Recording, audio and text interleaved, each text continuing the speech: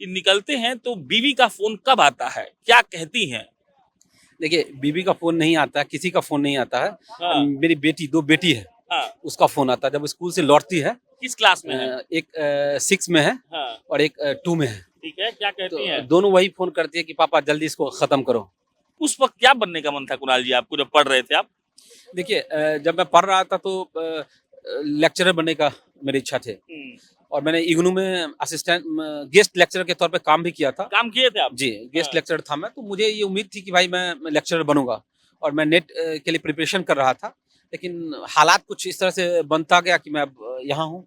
अभी हरिपुर कुम्हरार में रात के 7:30 बजे आपके साथ बात कर रहा हूँ। सामाजिक काम करना चाहते हैं, तो पहले आप अपने गाँव में घूमिए, फिर अपने प्रखंड में घूमिए, फिर अपने जिला में घूमिए, फिर अपने राज्य में घूमिए। तो ये महत्वपूर्ण चीज़ है कि बहुत कुछ सीखने को मिल रहा है, बहुत कुछ यथार्थ जो है, जो मैं नहीं जानता था, वो भी जानने को मिल रहा है। तो मुझे लग रहा है कि इस यात्रा के दौरान मेरे पास पाने के लिए ही सब कुछ है, खोने के लिए कुछ भी नहीं है। मैंने जाना है कि नदी को कैसे सुखाया जाता है और नदी को कैसे सुखाया जाता है और सूखे हुए नदी पर कैसे पुल बनाया जाता है। ये मैंने इसमें सीखा है। मैंने ये भी सीखा है कि जहाँ पुल की ज़रूरत है, वहाँ पुल नहीं बनाया जाना है और जहाँ पुल की ज़रूरत नहीं है, वहाँ पुल बनाया जाना है। तो और ये भी मैंने सीखा है कि किस तरह से लोगों के आँख में धूल झोंक के और पैसा कमाया जाता है। इसका जीता जाता जागता उदाहरण मुसरी घरारी नगर पंचायत और सरायरंजन नगर पंचायत है। पैसे की समस्या अभी तक नहीं हो पाई है और पैसा बहुत ज़्यादा खर्च नहीं है।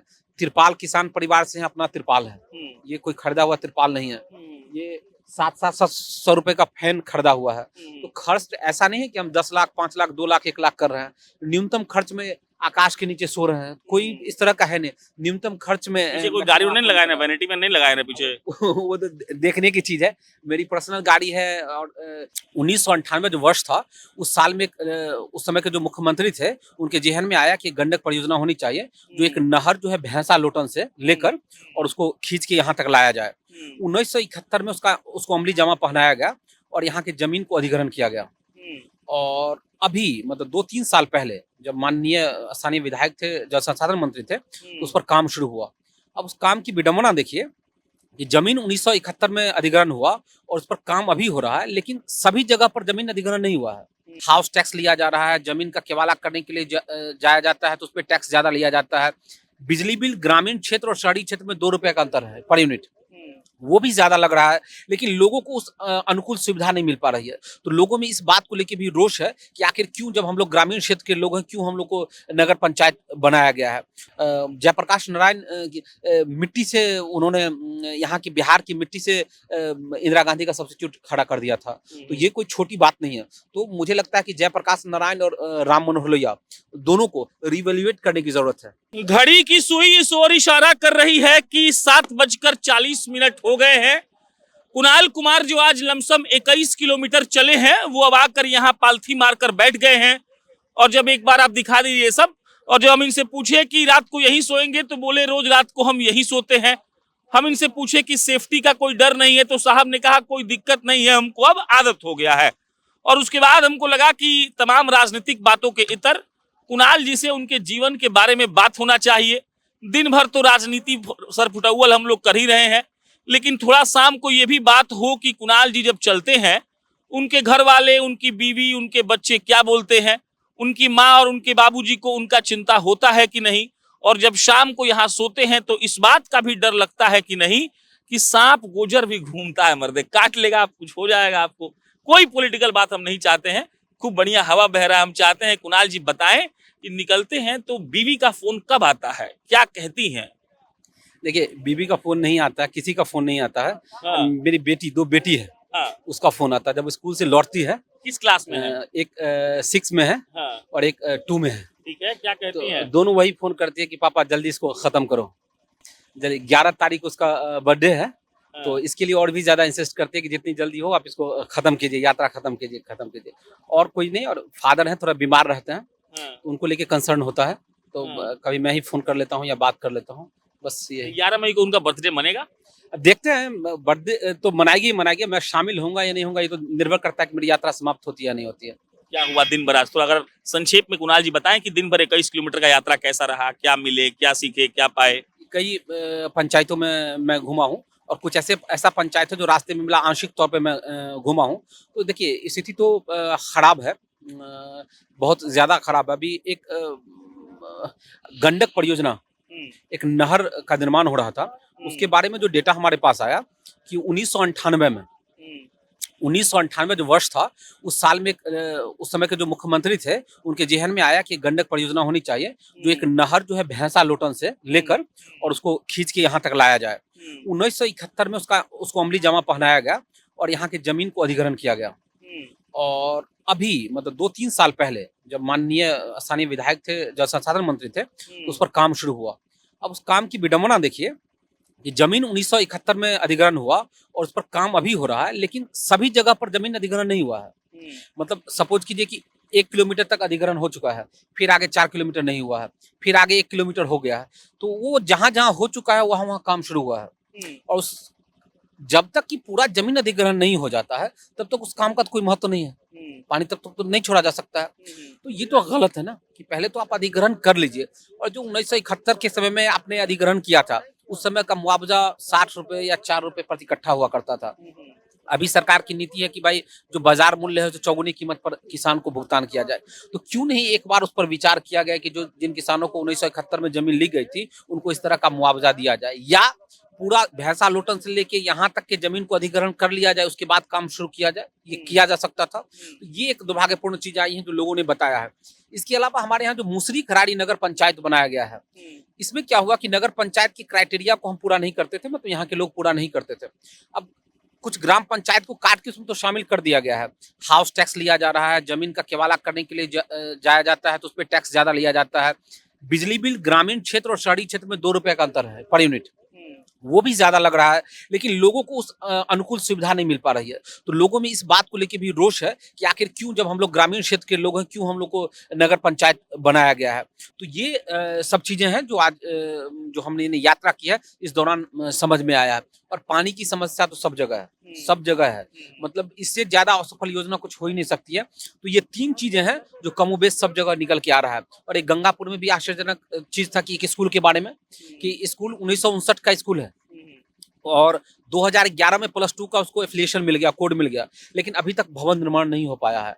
बाहर में कोई चापाकल नहीं है या पानी पीने की व्यवस्था नहीं है, नल जल का कोई स्पॉट नहीं बनाया गया जिससे पानी लोग पी पाए। तो इस तरह की चीजें, शिक्षा है या स्वास्थ्य है या सड़क है, हर जगह समस्या है। जब मैं विद्यापति नगर की यात्रा कर रहा था तो मुझे बताया गया था कि सरायरंजन में बहुत ज्यादा विकास हुआ है। आप सरायरंजन जाके देखिए। अब मैं सरायरंजन पिछले 2 दिन से घूम रहा हूँ, यहाँ मैं देख ही रहा हूँ। तो अब जो स्थानीय विधायक हैं उनके कार्यकर्ता के द्वारा कहा जा रहा है कि भाई आप सुभाष चौक पर आइए तब विकास देखिएगा। मतलब ये क्यों? आप उनका नाम नहीं लेते हैं क्या? नहीं, नाम क्यों नहीं लेना है? विजय कुमार चौधरी हैं, नाम क्यों नहीं लेंगे? तो मेरे कहने का ये तात्पर्य है कि वो अब मानने लगे हैं कि सरायरंजन में विकास नहीं हुआ है, सुभाष चौक पर विकास हुआ है। अब 2-3 दिन के बाद मैं सुभाष चौक भी पहुंचूंगा, तब मैं वहां देखना चाहता हूँ कि वहाँ क्या विकास। दिल्ली यूनिवर्सिटी वाले कुणाल क्या ये सोचे थे कि रात को 7:40 में यहाँ बैठे रहेंगे, 2 प्यारी बच्चियां रहेंगी, किसी को बर्थडे का चिंता होगा और यहाँ बताते रहेंगे राजनीति नस में जैसे घुस गया है कि ये खराब है तो ये खराब है। उस वक्त क्या बनने का मन था कुणाल जी आपको जब पढ़ रहे थे आप? देखिए जब मैं पढ़ रहा था तो लेक्चरर बनने का मेरी इच्छा थी और मैंने इग्नू में असिस्टेंट गेस्ट लेक्चरर के तौर पे काम भी किया था। काम किए थे आप? जी, गेस्ट लेक्चरर था मैं। तो मुझे ये उम्मीद थी कि भाई मैं लेक्चरर बनूंगा और मैं नेट के लिए प्रिपरेशन कर रहा था, लेकिन हालात कुछ इस तरह से बनता गया कि मैं अब यहाँ हूँ। अभी हरिपुर कुम्हरार में रात के 7:30 बजे आपके साथ बात कर रहा हूँ। क्या रूटीन रहेगा? माने कि अभी हम चल जाएंगे, फिर आप लोग कुछ डिस्कस करेंगे, फिर सो जाएंगे, सुबह कब उठेंगे, क्या रूटीन क्या रहता है? अभी ये रूटीन है कि अभी पूरी सब्जी है, पूरी सब्जी क्या है? साथ में बुनिया है। अच्छा। हाँ, तो पूरी सब्जी बुनिया खाएंगे और रात को सो जाएंगे। सुबह उठेंगे और सत्तू पियेंगे। अच्छा, कितना बजे उठेंगे बताइए? मतलब उठ जाते हैं 4:30 बजे के करीब उठ जाते हैं। तैयार होते होते सत्तू पीते पीते 5:30-6 बज जाता है और उसके बाद फिर यात्रा पर निकल जाते हैं और 10 बजे के करीब रुक जाते हैं। अच्छा। और फिर शाम में 3 बजे दोपहर में निकल जाते हैं। जी। और ये सब करके लगता है कि जो पाना चाहते हैं वो मिल जाएगा। पाना क्या है कुणाल जी आपको? बिल्कुल, देखिए एक संतुष्टि है। और जो मैं थोड़ा सा साहित्यिक बात कह दूं कि अगर आप पुस्तकालय में समय नहीं बिता पाते हैं तो आप यात्रा कीजिए। दोनों चीज समान है। आप यात्रा के दौरान भी बहुत कुछ गेन करते हैं। बहुत कुछ सीखने को मिलता है, बहुत कुछ समझने को मिलता है। और लोहिया ने कहा था कि पहले अगर आप सामाजिक काम करना चाहते हैं तो पहले आप अपने गांव में घूमिए, फिर अपने प्रखंड में घूमिए, फिर अपने जिला में घूमिए, फिर अपने राज्य में घूमिए। तो ये महत्वपूर्ण चीज है कि बहुत कुछ सीखने को मिल रहा है, बहुत कुछ यथार्थ जो है जो मैं नहीं जानता था वो भी जानने को मिल रहा है। तो मुझे लग रहा है कि इस यात्रा के दौरान मेरे पास पाने के लिए ही सब कुछ है, खोने के लिए कुछ भी नहीं है। अच्छा, ऐसा इस यात्रा से कुणाल जी क्या ऐसा नया जान पाए जो इससे पहले जानते ही नहीं थे ना? बिल्कुल नया चीज क्या कुणाल जी जाने हैं अभी इस फेज की यात्रा से? ये मैंने जाना है कि नदी को कैसे सुखाया जाता है और नदी को कैसे सुखाया जाता है और सूखे हुए नदी पर कैसे पुल बनाया जाता है। ये मैंने इसमें सीखा है। मैंने ये भी सीखा है कि जहाँ पुल की ज़रूरत है वहाँ पुल नहीं बनाया जाना है और जहाँ पुल की ज़रूरत नहीं है वहाँ पुल बनाया जाना है। तो और ये भी मैंने सीखा है कि किस तरह से लोगों के आँख में धूल झोंक के और पैसा कमाया जाता है। इसका जीता जागता उदाहरण मुसरीघरारी नगर पंचायत और सरायरंजन नगर पंचायत। डर नहीं लगता है आपको? अरे किससे डर लगना? इससे पहले ही बबलू एक्ट का इस्तेमाल मुझ पे कर दिया गया है और मैं हमेशा कहता हूँ कि अगर वो उनको किसी माँ ने पैदा किया है तो मुझे भी किसी के माँ ने पैदा किया, सभी लोग को किसी न किसी के माँ ने पैदा किया है, तो फिर डरना क्या? जो रक्त उनमें है वो रक्त हम में है, तो क्या इसमें डरना क्या है? एक बिहार के बारे में सवाल। कुणाल जी, बहुत अच्छे लोग अब राजनीति में आ रहे हैं और सारे लोग ये जो टैक्टिक से अपना रहे हैं कि वो सीधा लोगों से कनेक्ट हो रहे हैं, उनके पास जा रहे हैं, उनके घर में सो रहे हैं, यात्राओं पर निकल रहे हैं। बिहार के लेवल पर अगर ऐसे अच्छे लोग, पढ़े लिखे लोग, बिना क्रिमिनल हिस्ट्री के लोग आ रहे हैं तो क्या बिहार के राजनीति के लिए, बिहार के आने वाले भविष्य के लिए कितना अच्छा है? कुणाल क्या सोचते हैं इस पे? बिल्कुल ये सकारात्मक पहल है और ये होना चाहिए। हर किसी को पदयात्रा करना चाहिए, अपने क्षेत्र को देखना चाहिए, अपने लोगों से जुड़ना चाहिए। तब आपको मालूम होगा कि कहाँ क्या समस्याएं हैं और कहाँ क्या दिक्कतें हैं, लोग कैसे हैं, उनका बिहेवियर कैसा है, आपका बिहेवियर कैसा है, कैसे दोनों में तारतम्यता बिठाया जा सकता है। तो ये बहुत ही महत्वपूर्ण है और ये होना चाहिए। जो भी बिहार में कर रहे हैं वो स्वागत योग्य कदम है। और सबसे बड़ी बात है कि कब तक पिछली पीढ़ी राजनीति करती रहेगी। अब उनको विराम देने की जरूरत है और जो नए लोग आ रहे हैं सबसे पहले अपने क्षेत्र को समझें और वाकई वो घूमें, जमीन पर रहें, जमीन पर खाना खाएं, तो उनको वास्तविक जो हिंदुस्तान है, जो वास्तविक बिहार है, उनकी समझ बढ़ेगी। अच्छा, अगर राजनीति के लिहाज से हम पूछें कि कुणाल जी किसको आइडियलाइज कर रहे हैं, all over India, pan India बात करते हैं, जिसको देखकर रोज सुबह हिम्मत होता है कि सतुआ पी के निकल जा रहे हैं, कौन है वो और क्यों है वो? देखिए, अगर ऐसी बात कीजिएगा तो जयप्रकाश नारायण और लोहिया है। मुझे नहीं लगता कि इससे बड़ा कोई आंदोलनकारी हो सकता है, कोई इससे बड़ा कोई पॉलिटिशियन हो सकता है, इससे बड़ा कोई सामाजिक क्रांति का अग्रदूत हो सकता है।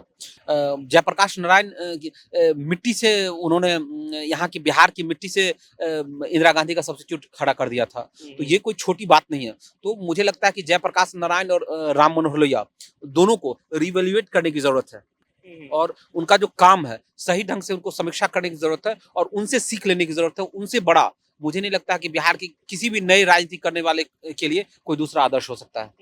मान लीजिए कुणाल जी, बहुत लोग ये सवाल पूछ सकता है कि कुणाल जी रात में ठहर रहे हैं, इतना लोग रुक रहा है, खूब पैसा खर्चा हो रहा है, क्या जवाब है कुणाल जी की इसके पास? कहाँ से पैसा आ रहा है, कैसे आप ये सब मैनेज कर पा रहे हैं, इतना बड़ा चैलेंज कैसे दे पा रहे हैं आप उनको?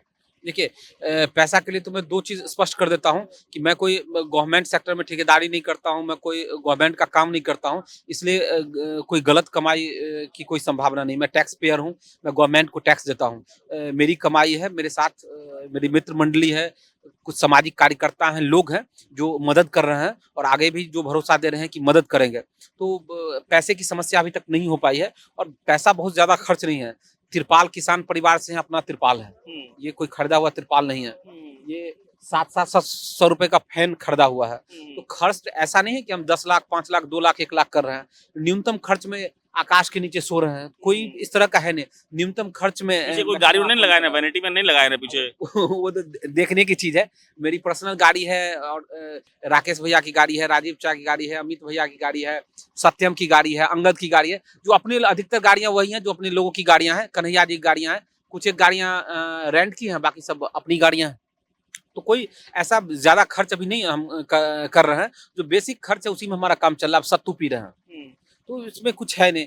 पूरी सब्जी आप चले जाइए पटना जंक्शन के बाहर 20 रुपया में प्लेट में आपको पूरी सब्जी जलेबी खिला देता है। तो कोई कॉस्टिंग ज्यादा नहीं है, बट ये है कि इससे हम आउटपुट ज्यादा गेन कर रहे हैं, लोगों से मिल रहे हैं, समझ रहे हैं अपने क्षेत्र को, समाज को समझ रहे हैं। तो ये सबसे ज्यादा महत्वपूर्ण। अब एक आखिरी सवाल, बड़ा एक दुखद घटना हुआ भारत में, पहलगाम वाला, बहुत कड़क एक्शन लिया गया, मोदी सरकार ने कुछ काम किया। कुणाल इस पे क्या प्रतिक्रिया देंगे, उनका क्या राय है?